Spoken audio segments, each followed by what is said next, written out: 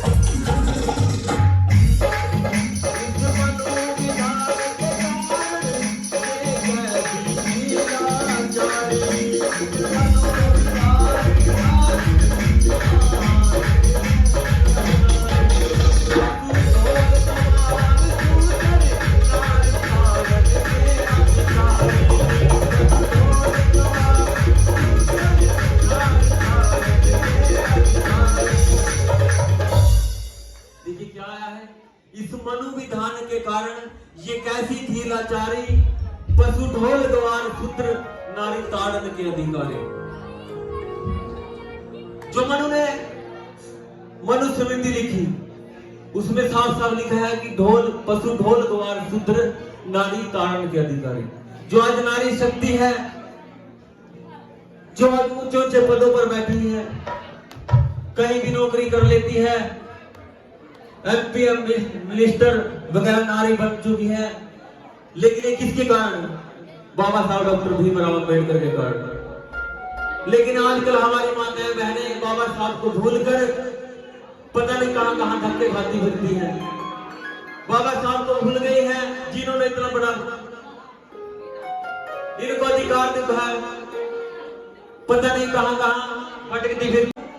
बाबा साहब की बदौलत हो, वरना नारी को इतने अधिकार नहीं थे। आप लोगों को, खासकर मातृशक्ति को, बाबा साहब का बहुत बड़ा एहसानमंद होना चाहिए कि बाबा साहब ने आप लोगों को इतनी बड़ी ताकत के रूप में पेश किया। क्या कह रहे हैं? इस मनु विधान